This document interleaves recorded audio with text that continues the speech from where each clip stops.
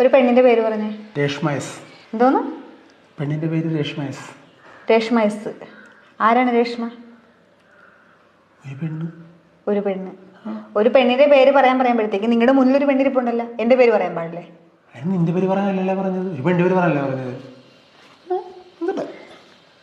ഞാൻ പെണ്ണല്ലേ? ഇടി അതിന് നീ എന്തൊക്കെ പറഞ്ഞത്? ഒരു പെണ്ണിന്റെ പേര് പറയാനല്ലേ പറഞ്ഞത്, നിന്റെ പേര് പറയാനാണ് പറഞ്ഞത്. വേറൊരു പെണ്ണിന്റെ പേരെന്നല്ല ഉദ്ദേശിച്ചത്. അങ്ങനെയാണ് നിങ്ങളുടെ അമ്മയുടെ പേര് പറയാറുന്നല്ല, അല്ല നിങ്ങളുടെ മോടെ പേര് പറയാറുന്നല്ല, പോട്ടെ ഏതെങ്കിലും സഹോദരികളുടെ പേര് പറയാറുന്നല്ല. നമ്മുടെ കുടുംബത്തിൽ പോലും ഇല്ലാത്ത ഒരു പേര്, അതാണ് രേഷ്മ. ആരാണ് രേഷ്മ? രേഷ്മ ആരുമല്ല. ആരുമല്ലാത്ത രേഷ്മേനെ നിങ്ങൾ എന്തിനു പറഞ്ഞു? ഇടി ഒരു പെണ്ണിന്റെ പേര് പറയാൻ പറഞ്ഞപ്പോഴേക്കും എന്റെ വായി വന്നൊരു പേര് രേഷ്മ എന്നായിരുന്നു. അങ്ങനെ ഒരാളില്ലടി. അങ്ങനെ ഒരാളില്ലെങ്കിൽ പിന്നെ എങ്ങനെ നിങ്ങളുടെ വായിൽ ആ പേര് വന്ന്? എടി 10ാം ക്ലാസ്സിൽ ഉണ്ടായിരുന്നതാണ്.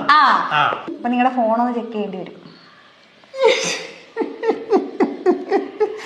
അയ്യോ, ഫോണിനകത്തൊക്കെ ഒന്നുമില്ല ചെക്ക് ചെയ്യാൻ. തുറക്ക്, ലോക്ക് തുറക്ക്, ലോക്ക് തുറക്ക്. അതിനകത്ത് രേഷ്മ ഉണ്ടോന്ന് അറിയണം.